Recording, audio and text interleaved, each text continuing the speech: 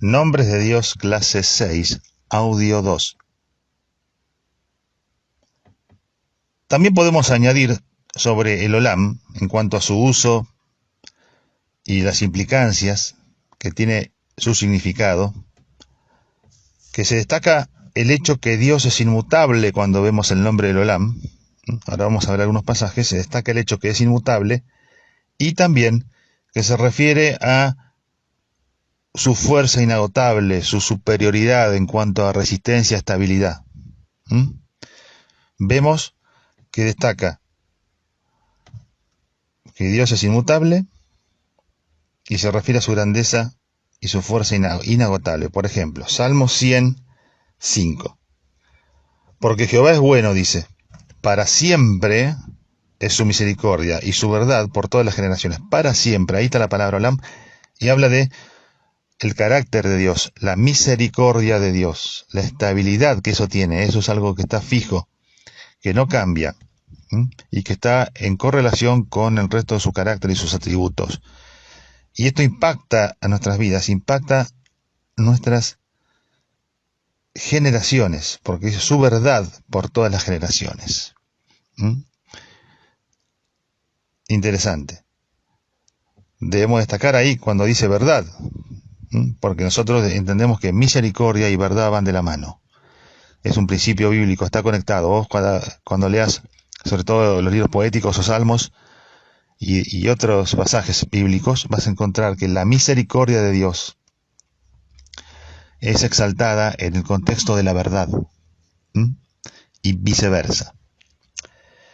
Pero acá nos enfocamos que es para siempre, el Olam o Olam. Salmo 105, también Salmo 103, 7 o 17, para ver que el hecho que Dios es inmutable. El Olam es inmutable, el Olam tiene fuerza, habla de fuerza inagotable, hacemos hincapié ahí. Salmo 103, 17. Mas la misericordia de Jehová es desde la eternidad hasta la eternidad. Mas la misericordia de Jehová es desde la eternidad hasta la eternidad. Olam 2 veces. Sobre los que le temen y su justicia sobre los hijos de los hijos. Es decir, hay proyección ahí porque habla de los hijos. Hasta los nietos. La bendición del Dios eterno se proyecta en tu familia. Cuando vos le abrís las puertas de tu casa, dejás que corra el evangelio, que corra la misericordia y la verdad, que haya perdón, que haya honestidad y sinceridad, transparencia. El Olam bendice la generación. Cuando hablamos de fuerza inagotable, el Olam como el concepto de una fuerza inagotable, de un poder que no se termina como el nuestro, ¿no es cierto? Nosotros pasan los años y nos vamos cansando más y decae nuestra salud. No así en el caso de Dios, el Dios eterno. Isaías 40:28 es uno de esos ejemplos por excelencia donde aparece este concepto y dice: ¿No has oído que el Dios eterno es Jehová, el cual creó los confines de la tierra? No desfallece, ni se fatiga con cansancio, y su entendimiento no hay quien lo alcance. Qué tremendo. Todo lo contrario a nosotros, que nos fatigamos, desfallecemos, y nuestro ánimo se termina muchas veces, y ni hablemos de nuestro entendimiento, nuestro discernimiento, nuestra inteligencia. A veces quedamos aturdidos, quedamos perplejos por diferentes circunstancias y no sabemos cómo reaccionar. Hay confusión, hay perplejidad. ¿Sí? Bueno, eso tiene su final cuando nos acercamos al Dios eterno. Su entendimiento no hay quien lo alcance. Él sabe todas las cosas y de forma perfecta. Y no desfallece, no se fatiga con cansancio, no tiene días malos. Nosotros sí. Él ni siquiera tiene días, porque es el Dios eterno. Y nos aproximamos a ese concepto, y lo dijimos antes, lo recalcamos. El Dios que no está limitado por el tiempo, pero que a través del tiempo obra. Así que el Olam, recapitulando un poco, es el nombre por el cual Dios se revela como aquel que ha dividido y traza el tiempo de la humanidad Y es el Señor en todos los periodos en los cuales Dios prueba y se revela al hombre, el Dios eterno. Es el principio y fin, el que lleva a cabo sus propósitos a través de las edades. Todos los nombres de Dios que vemos en el Antiguo Testamento tienen su reflejo, tienen su correlato en el Nuevo Testamento. Obviamente no podemos hacer detalle ni ahondar en eso porque la materia duraría más del triple de cuánto dura ahora. Pero en el caso del Dios eterno encontramos un pasaje donde Jesucristo habla de esto, se hace referencia a Jesucristo como quien posee atributos que se identifican con la eternidad de Dios. Él es el mismo, dice Hebreos, ayer y hoy y por los siglos, Hebreos 13:8.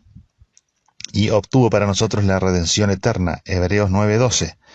Hay un vínculo, hay un contacto estrecho entre la persona del Hijo y la eternidad. Bien. Ahora,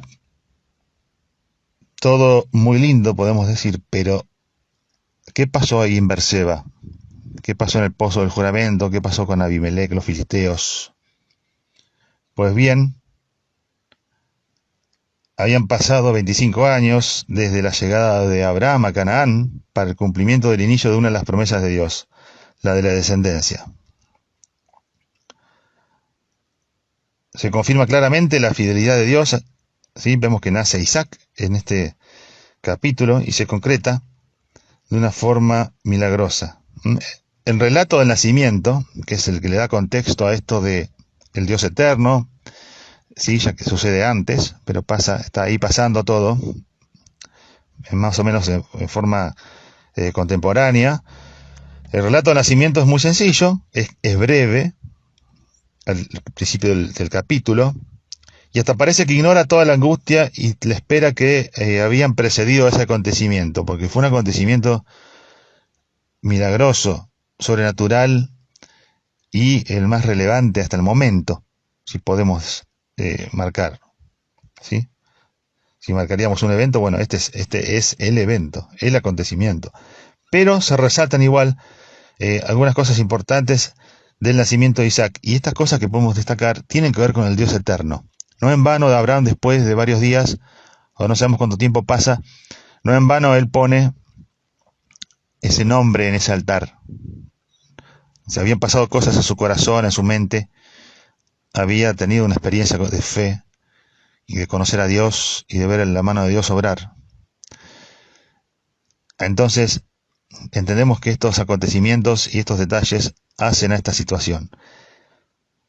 Aunque el relato es breve del nacimiento, vemos cosas importantes que se mencionan.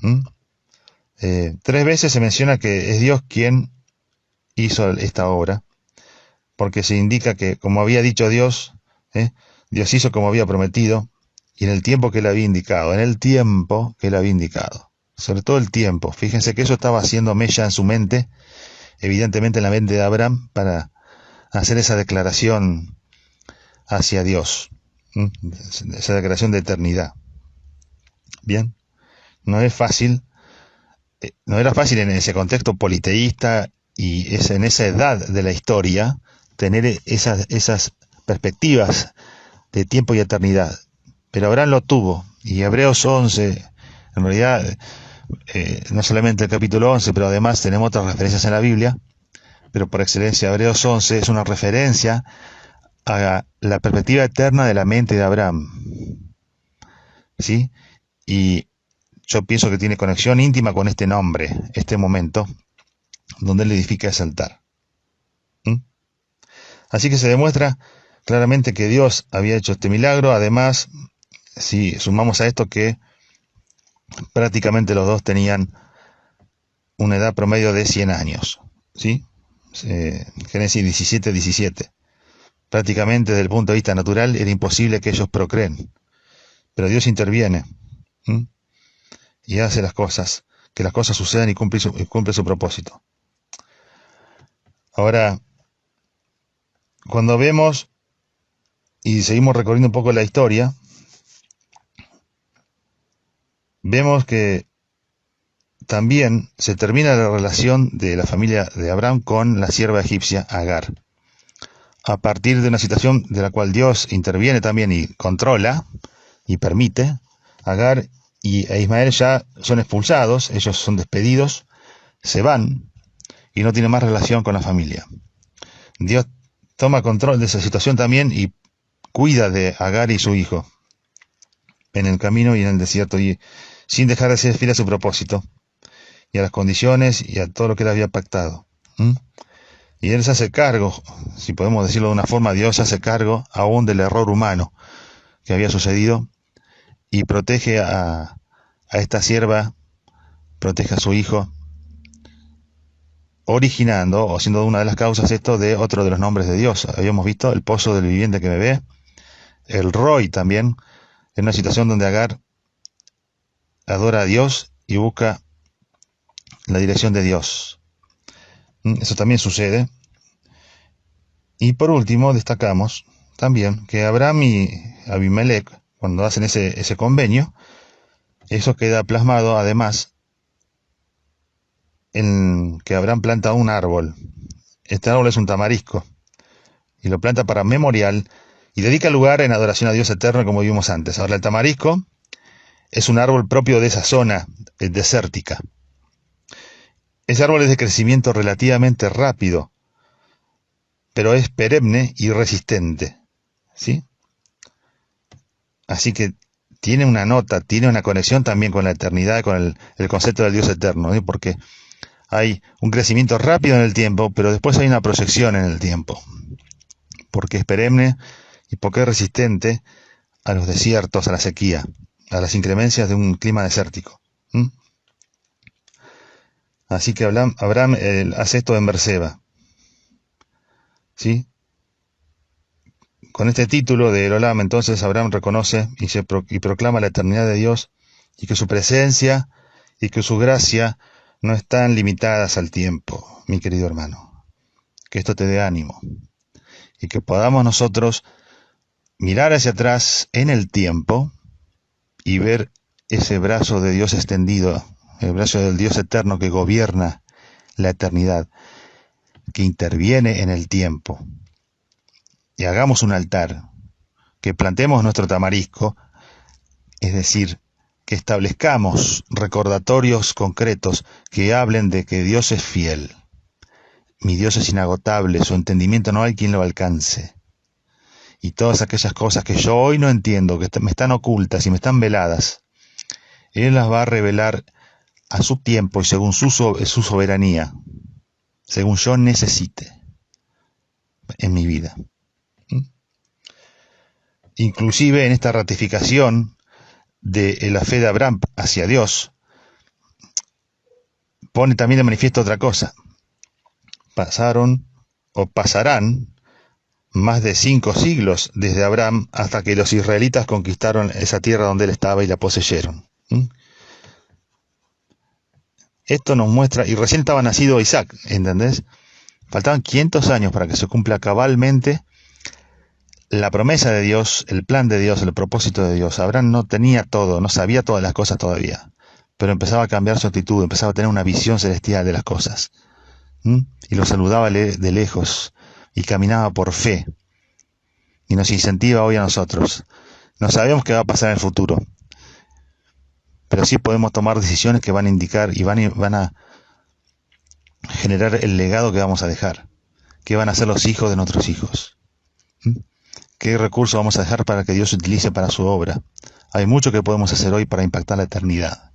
De cada decisión que tomamos cada día, cada paso que damos, que sea la luz de la eternidad, que sea la luz y bajo el amparo de el Dios eterno, el Olam.